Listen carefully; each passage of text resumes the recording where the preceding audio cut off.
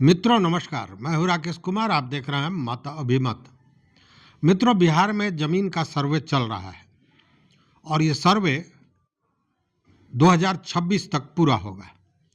ऐसे जुलाई का समय दिया गया है, लेकिन मान के चलिए कि 2026 के अंत तक ये सर्वे पूर्ण हो जाएगा।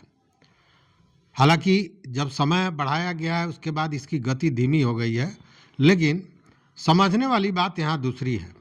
चूँकि जो जानकारी राजस्व एवं भूमि सुधार विभाग के सूत्रों से मिल रही है, उससे यह भी स्पष्ट हो रहा है कि सर्वे के बाद कहीं ना कहीं आपके जेब पर इसका असर पड़ेगा। मतलब आपकी जेब खाली होने वाली है। ये खाली होने वाली क्यों है, ये मैं बता रहा हूँ। देखिए, सर्वे होने के बाद दो चीज़ों को स्पष्ट कर दिया जाएगा। एक तो जमीन की प्रकृति क्या है और दूसरा जमीन का किस्म क्या है।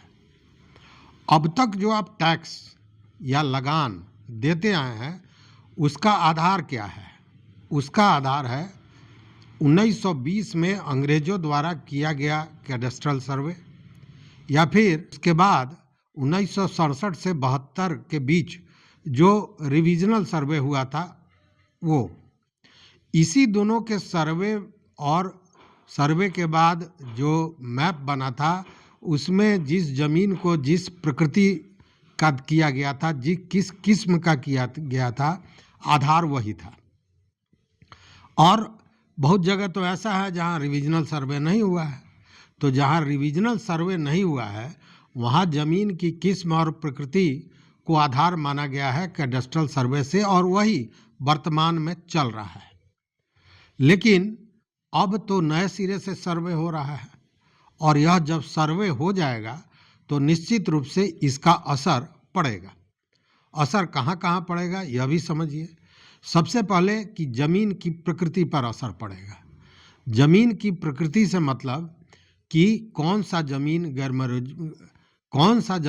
गैरमजरुआ आम है, कौन सा जमीन गैरमजरुआ खास है, कौन सा जमीन कैसरे हिंद का है, कौन सा जमीन की जितनी भी प्रकृति होती है, रैयती जमीन होता है, भीठ जमीन होता है, तो इन सारे की प्रकृति भी तय कर दी जाएगी कि कौन सा जमीन, कौन सा प्लॉट, कौन सा खाता केसरा के जमीन की प्रकृति क्या है। तो ये हो गई प्रकृति की बात। अब दूसरा मामला होता है जमीन के किस्म का मामला।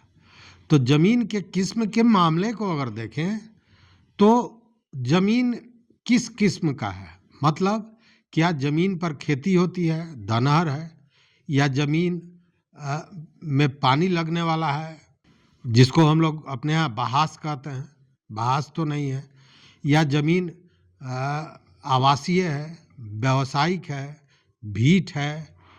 इस तरह के जमीन के किस्म की भी जानकारी इस सर्वे के बाद हो जाएगी। मतलब हर एक खाता, हर एक खेसरा, हर एक प्लॉट के बारे में स्पष्ट हो जाएगा कि वह किस किस्म की ज़मीन है। एक प्रकृति हो गई जिसमें ज़मीन की प्रकृति मतलब रैयती है, सरकारी है, कैसरे हिंद है, या गैरमजरुआ आम है, खास है, ये तो प्रकृति हो गई।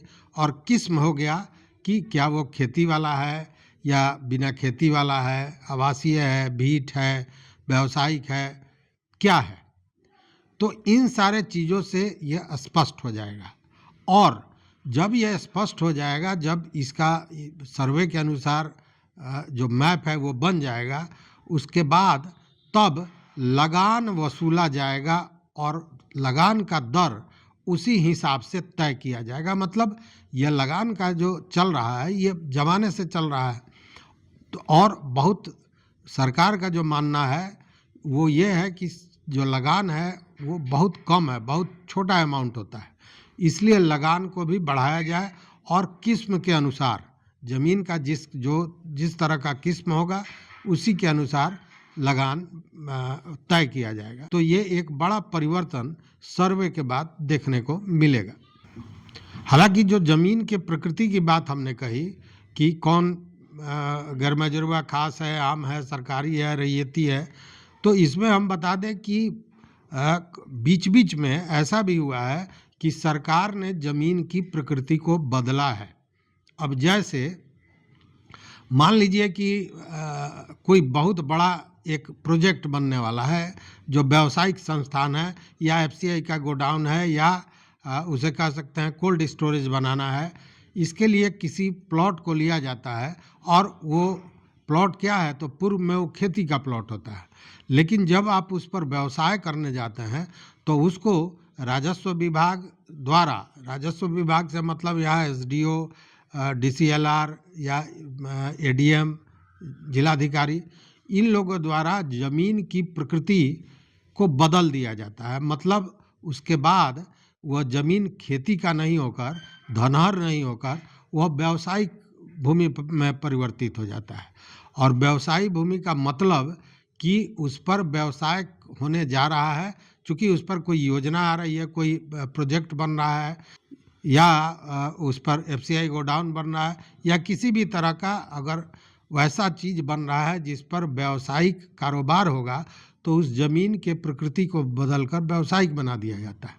हालांकि बिहार सरकार ने तो इस बार और भी नई बातें आई हैं, हालांकि अभी बहुत स्पष्ट नहीं है, लेकिन इतना तो है कि अगर अब आप खेती के ज़मीन को भी आवासीय रूप देना चाहते हैं तो इसके लिए आपको राजस्व विभाग से परमिशन लेना पड़ेगा।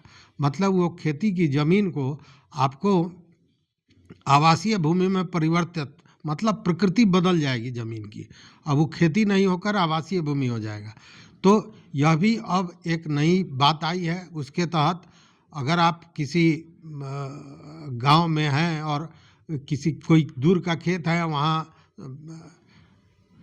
अब आप कहीं दूसरे जगह, अब आप कहीं ज़मीन खरीदते हैं जिस पर खेती होती रही है, अब उस पर आप चाहते हैं भवन बनाना, तो आपको राजस्व विभाग से इसका परमिशन लेना पड़ेगा।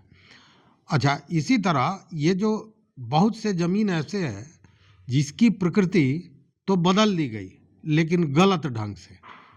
और ये आप रोज़ सुनते हैं अंचल कार्यालयों द्वारा। अभी मैंने आपको बताया था कि कैसे कांटी में पूरे सरकारी ज़मीन को अंचलाधिकारी ने रैयती घोषित कर दिया। तो पहले उसकी प्रकृति थी सरकारी ज़मीन की, गर्मजरुआ, आम या खास रहा होगा, और अब उसका प्रकृति बदलकर हो गया रैयती। इसी तरह बहुत सा रैयती कैडेस्ट्रल सर्वे के बाद जो रिविजनल सर्वे आया था, उसमें आप एक नहीं सैकड़ों ऐसे इंस्टेंस मिल जाएंगे जिसमें जो रैयती ज़मीन था उसको सर्वे के दौरान सरकारी घोषित कर दिया गया, तो वहाँ भी प्रकृति बदली। तो अब ऐसा गलत ढंग से जो ज़मीन की प्रकृति को बदला जाता है, उसके लिए बजाबते एडीएम को इसके लिए प्राधिकृत किया गया है कि उनके यहाँ यह शिकायत जाती है, एडीएम इसकी जांच करते हैं और जांच के बाद अगर कोई दोषी पदाधिकारी है तो उस पर कार्रवाई भी होती है।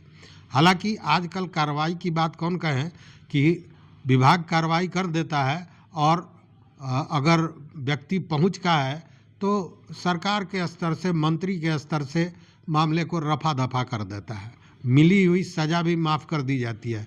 वैसी घटना में मैं बताऊंगा जहां अंचलाधिकारी ने एक नहीं दर्जनों ऐसे काम किए, जो पकड़ा गया, जो जांच में सिद्ध हुआ, उसको पनिशमेंट, बहुत छोटा पनिशमेंट मैं कहूँगा, दिया गया, लेकिन बावजूद चूँकि उस आदमी का रसूख रहा होगा या पहुँच रही होगी या इस तरह का कुछ भी तो रहा होगा, कोई भी तो मामला हुआ होगा, जिसके चलते मामला जब मंत्री के यहाँ जाता है तो मंत्री सारे चीज़ों को समाप्त कर देते हैं और यहाँ तक कि उसकी जांच प्रक्रिया ही पूरी तरह संपन्न मानी जाती है।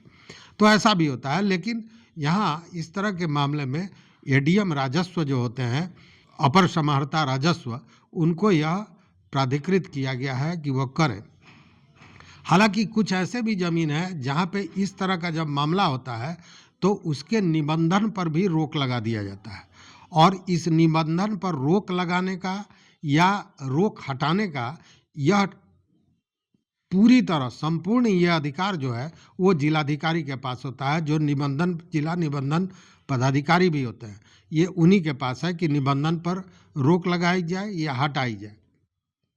सर्वे के दौरान भी ऐसे बहुत से मामले आ रहे हैं और इसको लेकर बहुत से जिलाधिकारियों ने तो एक समिति बना दी है और समिति यह तय करता है कि इस ज़मीन पर जो निबंधन को लेकर रोक लगाई गई है इसको हटाया जाए, या बहुत सा ऐसा ज़मीन है जिस पर ज़्यादा विवाद है, और ख़ासकर ये होता है सरकारी ज़मीन से जुड़ा हुआ मामले में ज़्यादातर, जहाँ सरकारी ज़मीन है, किसी ने उसको ले रखा है, वो अपना दावा प्रस्तुत कर रहा है, तो जब तक मामले का निपटारा नहीं हो जाए तब तक उसके निबंधन पर रोक लगा दिया जाता है, उसके जमाबंदी पर रोक लगा दी जाती है, और ये पूर्ण अधिकार जिलाधिकारी को होता है। जबकि जमीन की प्रकृति को बदलने को लेकर अपर समाहर्ता राजस्व को भूमि की प्रकृति को लेकर जो विवाद होता है उसकी जांच के लिए प्राधिकृत किया गया है। उसके पीछे मतलब ये जो अधिकार दिया गया है वो दिया गया है 2009 में बिहार सरकार ने एक कानून बनाया था, एक विधेयक बनाया था, BLDR, बिहार भूमि विवाद निवारण अधिनियम 2009, और इसी के तहत बाज़ाब्ता जो ADM राजस्व होते हैं उनका कोर्ट लगता है, उनकी अदालत बैठती है और उसमें उन शिकायतों की सुनवाई होती है और उसका निस्तारण होता है। तो मूल बात यह है कि ये सारी चीज़ें तो है ज़मीन से संबंधित मामले, लेकिन सबसे बड़ी बात यह है कि सर्वे के बाद जो लगान है, जो शुल्क है, उसके दर में निश्चित रूप से परिवर्तन होगा, और परिवर्तन होगा मतलब वो बढ़ेगा और कहीं ना कहीं वो पॉकेट पर एक अतिरिक्त बोझ आएगा। तो इस वीडियो में बस इतना ही। देखते रहिए मत अभिमत। मित्रों, चैनल पर नए हो सब्सक्राइब कीजिए, लाइक कीजिए, दोस्तों के साथ शेयर कीजिए और अपना विचार जरूर दीजिए। बहुत बहुत धन्यवाद, कोटिशः आभार।